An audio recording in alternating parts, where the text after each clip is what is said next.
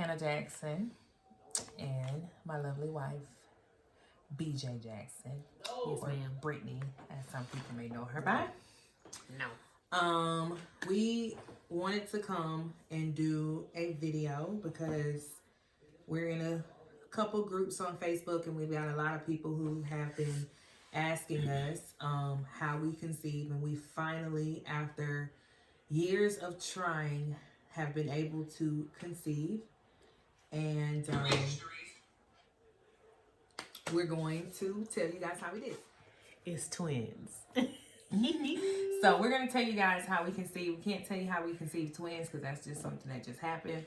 I think it's just genetics, because Bay is a twin. I'm a twin myself, so I don't know how that happened, but I will tell you, or we will tell you what we did, and that's all we can do is tell you guys what we did and hope that it helps you.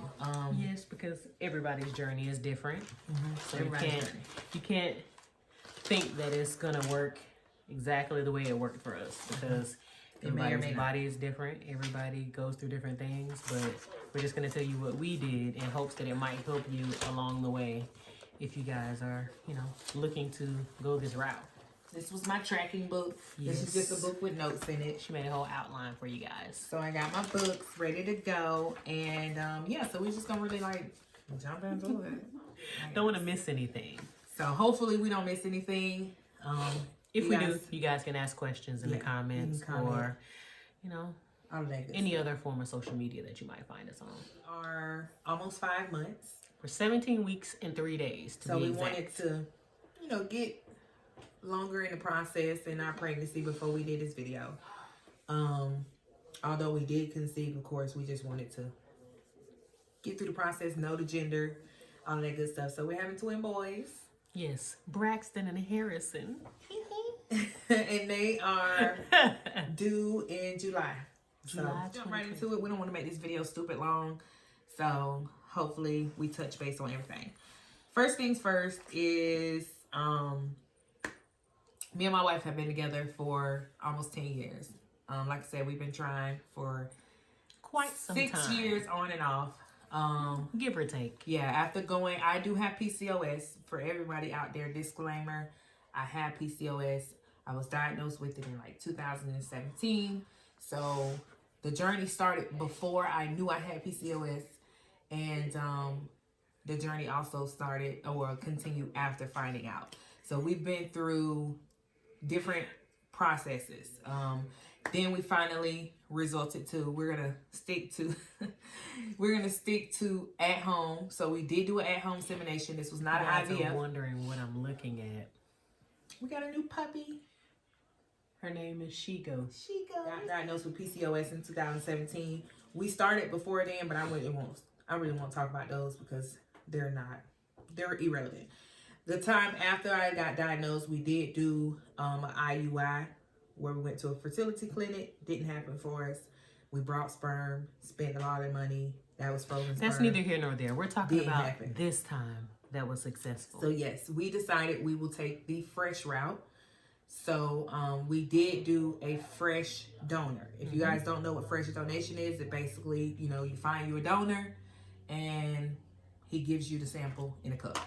And it's fresh. You got to use it right then. Almost like you're having sex with him. Make sure you're ready. Make sure that you're ready. Whether you're going to be a single parent, whether you're going to be a parent in a heterosexual relationship, or even a parent in a homosexual relationship, you guys make sure that both of you guys are ready to be parents. And on the same page. And understand that it might happen on the first try. It might not happen on the first try. But you have to be willing to stick through the whole thing with each other and, support each other throughout the whole process. Because it can get a little draining. Yes, and it is trial and error. But just understand it's not going to happen instantly. It might not. I mean, there's some people it could be. You can do what we do and you can end up pregnant. I don't know.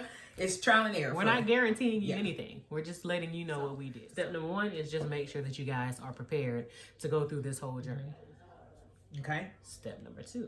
Of course, find a donor. Bing. You can find a donor different ways. If you know somebody, that's fine. You can use them. Just make sure you have your questionnaire to ask them whatever you want to ask them. It's very important to have a donor agreement. If you want to co-parent, that's something between you guys, but you guys need to have an agreement in place, a written contract that everybody signs to protect everybody. We personally found our donor from Facebook. We found him from a Facebook group called... I know this is what you guys were wondering, because you want to know what we did. Where we got it from. So we're in quite a few different... that was a snore. Quite a few different Facebook groups. And, you know, we were searching high and low, you know, vetting through different donors and what have you. And, you know, we came across this guy, wifey did, and she's like, hey, babe, check out this guy. Let me show you what he looks like. This is where he stays. You know, this is what he does. Yeah. You know, and you want to get a donor that's willing to provide you with information. You know, you don't want somebody that's just not telling you anything and just being really vague. You want somebody that's, you know, being completely open as far as like why they're doing this, what their expectations are. You know, people that are willing to actually divulge information about themselves and, you know, their medical history and things like that. So Bay came across this guy, you know, she showed me his profile and everything. And then, you know, we just jumped right into it. We sent him a long questionnaire that kind of just asked the questions that we were wondering, you know, general things as well as some things that are a little bit deeper. As far as, you know, your name, age, weight, height, you know, your background as far as your ethnicity, where are you from, what made you decide to donate, how many times have you donated, have you had any successes, do you have any of your own children, do you know, have any medical illnesses, do they run in your family, you know, things like that, why you decided to donate. I think I said that already, but you know, do you want to sign a donor agreement? Yes. Are you willing to understand that you're just providing us with this sperm and you won't have any contact with this child unless we have some type of understanding, or, you know, when the child turns 18, is it okay for them to try to find you if you want to be found? So just, you know, you guys just have to have conversation. Just talk to them and, you know, just kind of get to know them a little bit and then write out your donor agreement according to what you guys discuss. Make sure, you know, he's willing to sign it. Bay and I, you know, we signed ours, he signed it, and we use DocuSign if some people are trying to figure out how. We use DocuSign. So there's plenty of ways to do it, but whatever donor agreement fits you, your spouse, and that donor. Just make sure it covers all bases to the point where, you know, if for some reason, you know, something happens, you guys at least have something to fall back on. I mean, of course, every state is different. You know, this piece of paper doesn't hold up in all states. So, you know, just to, you know, try to figure out what's going to be the best route for you guys when it comes to that whole situation based on your state. So it may be best to do some research and all of that. But the questionnaire, it was just simple questions that me and her talked about what we wanted to know. So it wasn't anything we found on the internet or anything. We just talked amongst each other like, hey, this is what we want to know. When we find a donor, we want to give them that. So, step number 3 is know the method of insemination. We use AI. If you don't know what AI means, it's basically just artificial insemination, where you inseminate using it's artificial. We'll get to that, but that's the method that we use. I mean, of course, there are other methods, but that's the method we use. That's what we do. Get your supplies. And you could do this while you're searching for a donor. Don't wait until you get a donor and then you have to get all your supplies. Personally, you can get, you know, some of your, I'm going to go over the supplies that you need right now. And you can get some of these from Amazon. You can get some from Walmart, different places. Okay, so for us, we got a lot of ours from Amazon. Now, the supply list is not super long. Trust really me. Not. You know, you have some people out here that are giving you 20, 30 things, telling you to take all these medicine and take all this and do all that. Look, we're just telling you what we did specifically. We did. So, Bay is about to go ahead and show you the supplies that we use, starting with the actual... the little donation cup that he donated. This is not the specific one he used. No. Of course, you will have a lid. He had a cup about that size, but it has a lid on it. So obviously, he gave it to us with the sample in the cup with the lid on, sealed tight. You don't want no air to get through it. So, however your donor wants to give it, if you want him the donation cup, however he wants to supply it, however you guys agree on supplying it, it's totally up to you guys. But you need a donation cup. Doesn't have to be huge. Can be like this. Can be a little smaller. But make sure it has a lid that is going to seal it tightly. Seal it tightly. Number 2. This is a I just drew a blank. This is a soft cup. It's a soft cup. Oh, let me open it. Yeah, open it, babe, so they can see it. Shush. Those are our other dogs. Some people are scared of soft cups. They're not that scary. Do your search on YouTube on how to put them in. Do your research on that. But that's what you'll use. It is a soft cup, guys. Some people do put the donation in that, but we didn't. We put it in the soft cup. Yes. The lube launcher. It's basically a syringe, but the brand is called a lube launcher. A lube launcher. They have some. This one is an XL. They have some shorter than this. It's your preference. This is the one we use. This is the one we use. So okay. So take it or leave it. If you want a smaller one, do a smaller one. You want a bigger one, go for it. But this is the one that we use. A BBT thermometer, which is basically just a body basal thermometer. So use that. We're going to explain how you use them and all of that a little later. And Mucinex. And ovulation test strips. Yes. These are important. Really and of course, you know, pregnancy tests. But yeah. And a tracking notebook, which is this. You know, something that you're going to keep track of your ovulation with. And then, of course, you can download a pregnancy tracker app, which I don't think Bae has any on her phone, but she could possibly maybe look up a couple of them really quick just to show you. The one that I used was go to your app store and just search for pregnancy trackers, so I can just really show them. But yes, you definitely want to get a pregnancy tracker. That is just for guidance. It's not. Don't go off of that. The pregnancy tracker that you use. I'm gonna tell them which one was it, because we don't want to just. I mean, not pregnancy tracker. Sorry, period tracker. But a period tracker on your app on your phone. You want to get that. It's important because it's just going to help you kind of have. We're going to show you the one that she used. We ain't going to show you all the rest of them. The one we're that talking about I our used, journey.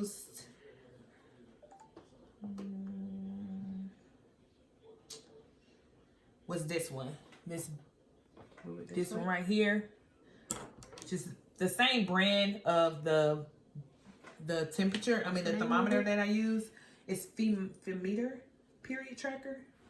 Femometer period tracker? Yeah, I use that one, and I also use another one.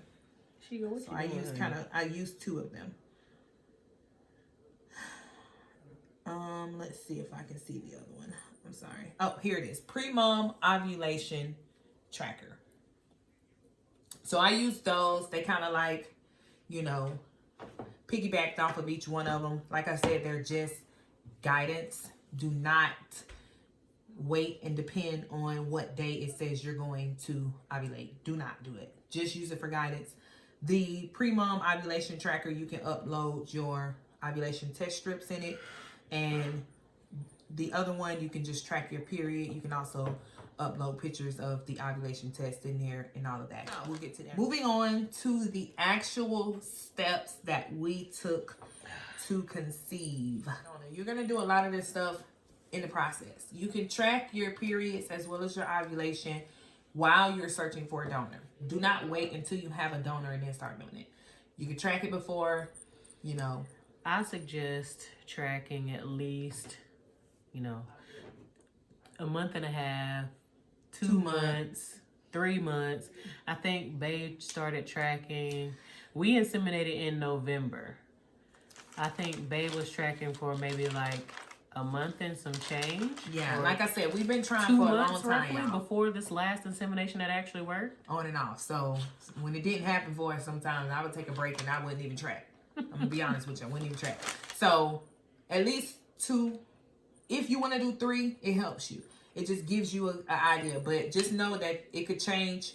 It could change every month. Like it literally could change every month, depending on your body. So don't always assume that I ovulated this month, I'm gonna ovulate that month on the same day. Might not work that way. After your period goes off, then you want to start tracking a day after your period goes off. After completely, no flow, no brownness, none of that, you know, all of that, nothing. That's when you start using your ovulation test strips. Like I said, you can get these from Amazon.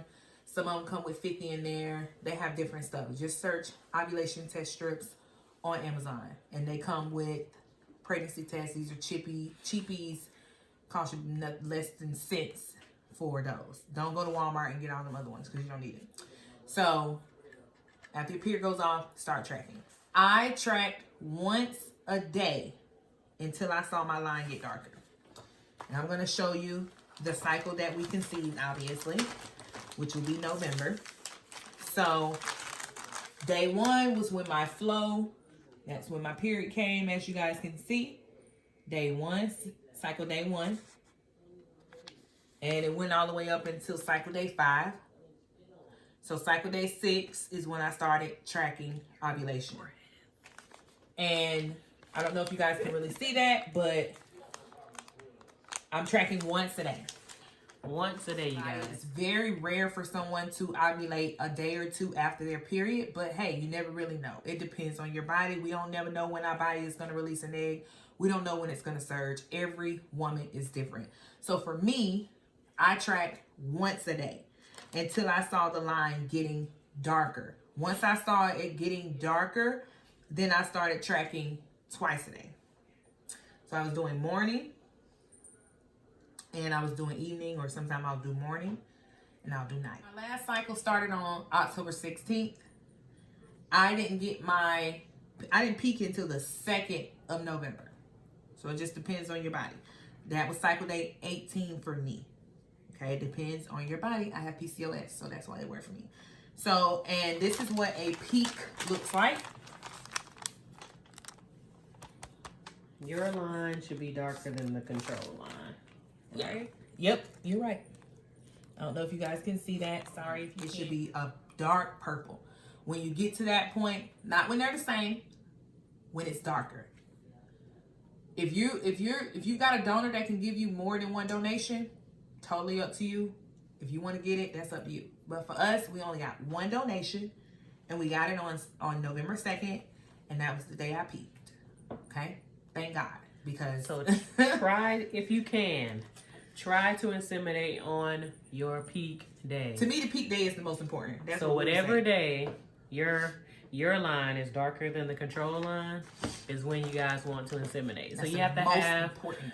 Good communication with your donor to let them know, they have to be a little bit flexible to a certain degree. So you want a donor that can come right then. Like, you get that peak, you want somebody that can come. I mean, you don't have to come like right then, but at least within the next few, that day. You want him to come that day. You to track. Some people get the peak and then they stop tracking. Keep tracking until your line gets lighter, till it goes back lighter how it was in your earlier cycle days. That is when you can stop. I kept tracking ovulation all the way up until like November 10th.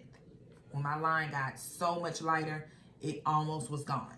That's when I stopped. Now I felt like that was time. That was cycle day 26. So I stopped tracking ovulation. Now, let me tell you what this is used for. Because I didn't use this. Any other time. Crazy part is I didn't use it any other time. And I've had this for a long time. I brought it and I was like, I don't know how to use this. I don't know what to do. So I just didn't use it. I did my research on it and I just did what it told me to do. So with these, with the body basal temperature, you want to make sure you check it every morning when you wake up. That should be the first thing you're doing. Do not get up out of the bed and use the bathroom. Don't brush your teeth and come lay back down. As soon as you open your eyes. As soon as you crack your eyes. And I was doing mine orally. So you pop it in your mouth and you get your temperature. That app, those two apps that I was telling you about, you can track your temperature, your body temperature in both of those apps. That also helps you confirm ovulation. It should match up. Whatever day you get that peak, you should get a dip in your body basal temperature. It should dip down, and then to confirm ovulation, your temperature will spike back up. So the dip should be. I don't have I'm using my phone, so I can't tell you guys what the app, what the temperature is. I just know that it dipped. So mine was like 98 before, and then I got a dip to like 97, somewhere around there. That was on November 2nd, the day I got that peak. So that dip told me that my body released an egg. I'm still tracking ovulation, and I'm still doing my body basal temperature. And then the next day, my body basal temperature went back up to like 98. Start tracking ovulation day after your period goes off, as well as doing your body basal temperature. You should be doing both of those when your period goes off. So the day after your period, ovulation test, once a day, body basal temperature as soon as you open your eyes in the morning. Whether it's 2:30, 3:30, 4:30. I personally was tracking mine. I was so anxious with it and so like nervous and just wanting to see how it worked because it was really my first time really using this how I was supposed to. I'm talking about waking up 2:30, 4:30, 5:30. You do want to make sure that you try to get at least 2 to 4 or more hours of sleep where you're unbothered basically. You just in a sleep. You haven't woke up. You're not getting up out of the bed. You're not doing a lot of moving around. Mucinex, I took this. Wifey didn't know I was taking this. It was really something I just, I saw, and I was doing some research, and somebody said the Mucinex helps to loosen your cervical mucus. So I had it, and I wasn't taking it consecutively every day. I just took it, I honestly took it whenever I remembered, and I only took it for like 3 days, and it was after we inseminated. So, and it was very random. We had our donor 5 minutes away from the house. I do recommend the closer you can get to where you're going to inseminate, the better. The better. Because you don't want a lot of time in between getting the sample and having to go somewhere and get prepped up and then do the insemination. You want to be able to get it back to where you're going to do the insemination and inseminate. Yeah. You want to do it rather quickly. You do want it to liquidize, so you do want to keep it between your legs. For us, it was a little, it was in November, so it was cool outside, so we had the heater on in the car. We met our donor 5 minutes away. He gave us the donation from his car. He just gave it to us. Like they said, you want them to be as close as possible to where you're doing your insemination at. You do want it to liquidize. Like I said, we were in a car. So if you're in a car, we had our seat warmers on and the car was all warm and cozy. But when he gave it to me, I did put it between my legs. We were 5 minutes away, so we drove home. Went right into the room and did what we needed to do. I put gloves on like a surgeon. She did put gloves on. And then I grabbed the syringe, right? And I sucked it right on up. Slowly. Because it's not going to be the cold cup is not going to be full. No. It's literally going to be like a little corner. So you just suck it up. Make sure you don't get any air in it. No air So you bubbles. suck it up really slow until you've gotten all of it. Pew. Bay's legs were propped up. Elevated my hips with a pillow. Yes, elevated the hips with the pillow. You want to get this, because it's so long, you want to get it as close to the cervix as possible, right? Yep. And then you just stick it up there, and you just skew. Slowly but surely. Slowly but surely. And then anything that's left over in here, you're going to pour it into your soft cup. Even if it's a drop. Then you're going to insert the soft cup into your partner or what have you. So I inserted the soft cup into wifey. And then I think a key thing that we did is we actually had an orgasm afterwards. So, we did a little do. Had a little orgasm. And then afterwards, she I recommend it as quick as possible. Yes, you got to make the orgasm quick. Don't be trying to have hour long. Yeah, this is not a long, drawn-out session. Just quick as possible. Just a quick orgasm. And then, she elevated her hips for about 20 minutes. And that's all she wrote. That was it. I did keep the soft cup in for, I kept it in for about 10, 12 hours, right? And it was probably like 2 o'clock in the afternoon. So I kept it in there until about, midnight? When you take it out, around there, you're going to have some stuff left in there. Some of it's going to be just your juices. Alarmed. Don't be alarmed. Don't be like, oh my gosh, did I get it? You got it. It got to where it needed to go. Especially when you do your orgasm, your cervix contracts, so it just sucks everything up. which is why it's important to do it on peak day, you know. Now, again, this is what we did. We're not guaranteeing that you're going to be, you know, popping out some babies, but this is just the method that worked for us on this try and this go around. Next day, I think 2 days hadn't went by and I was like, oh, you know, I saw it again and I was like, oh, I have Mucinex. Let me take it. So I just took one and then I probably forgot the next day. Like I said, I don't even remember. I only took it like 3 days and those were like very spur of the moment type things. So I just took those. Don't know if it helped us or not, but that's what I use. And that is the cycle that we conceived, which is why I'm telling you guys. I was still tracking my temperature and I was still tracking my ovulation. It's the waiting game after that, but she was still tracking even though we were in our 2-week wait. Right. And the only reason I knew that I definitely peaked on November 2nd is because my line started getting lighter. If you're in a situation where your line get darker again, then you did not. Then you did not peak. You didn't peak on the day you thought you did. So you may want to try to get another donation if you end up getting a darker line. Which is why it's important to keep tracking even after you think you got the peak, just to make sure that you got the peak actually. So once Bae saw the line get lighter, which means, you know, it's decreasing, we knew that we inseminated on peak day. So I'm going to tell you guys, like, as soon as we finished the donation, like doing the insemination, I looked at Bae and I was like, this the one. I was like, I feel it. Everything just felt different this time around. Like when we did this insemination, everything just felt completely different. So I had a feeling that this was going to be the one that was going to work for us. Yep. But yeah, that's what we did. And then we waited, you know, for our 2-week wait. But Bae, I'm so like impatient. Like, look at me, I'm itching right now. I'm like, I got the itches.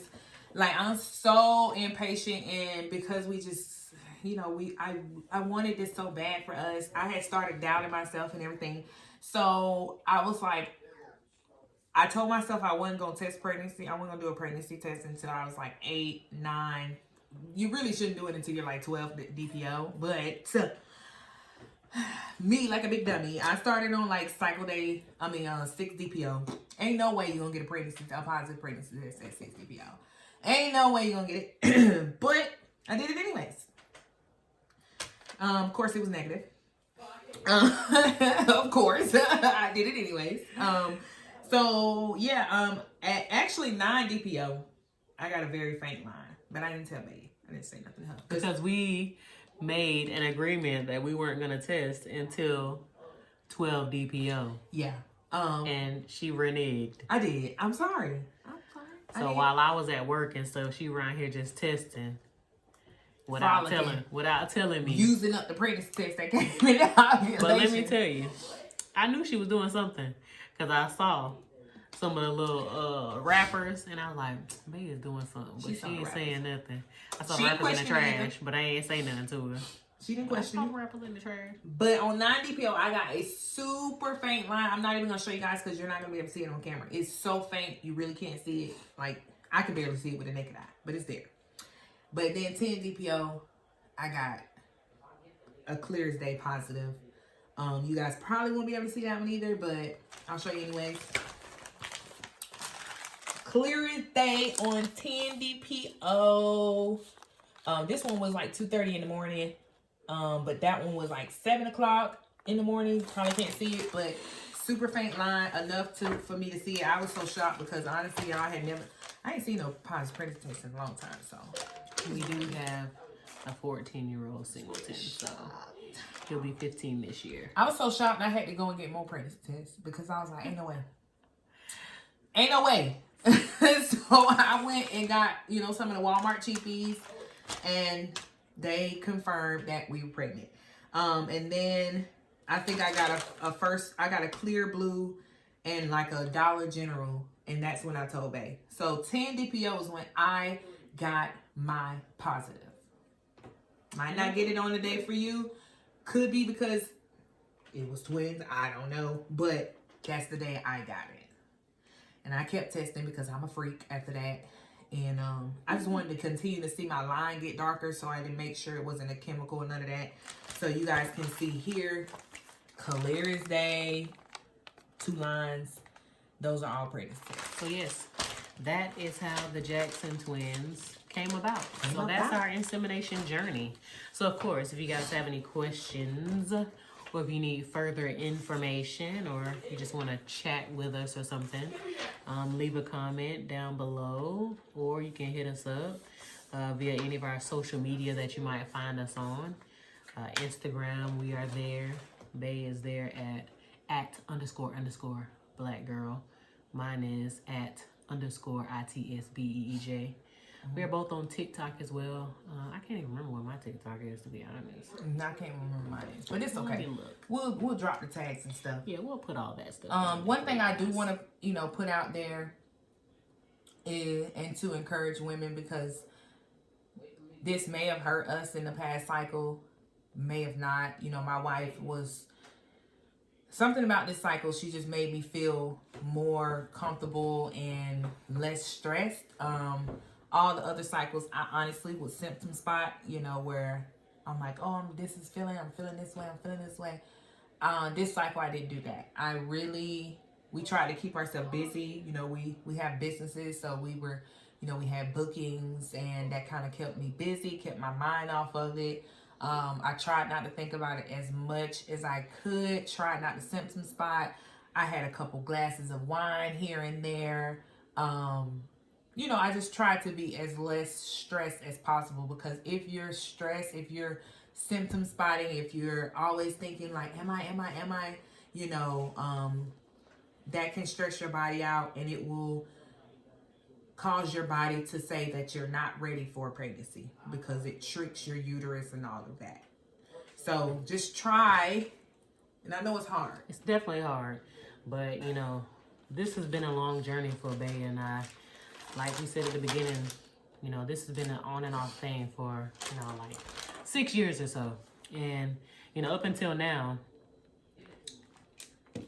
I don't know. Bay was always, like she said, I think I feel this. I think I'm doing this. I'm like, Bay, like, you just got to let all of that go. Mm-hmm. I'm like, when our time comes, it's going to be our time, and we're going to know it. So I was doubting myself, and you have to let the chips fall where they may. All you can do is do what you can do, and you can't worry about the things that you can't control. Mm-hmm. So this time we just went into it with that mindset, and here we are with the Jackson twins loading. Mm-hmm. And they are OTW, y'all. So I hope this video helps. Hopefully it helps you guys. Ask all the questions, whatever, like they said. You can ask whatever you need to ask. And yeah. Okay, bye. That's pretty much it. Hopefully we touched base on everything. I think we did.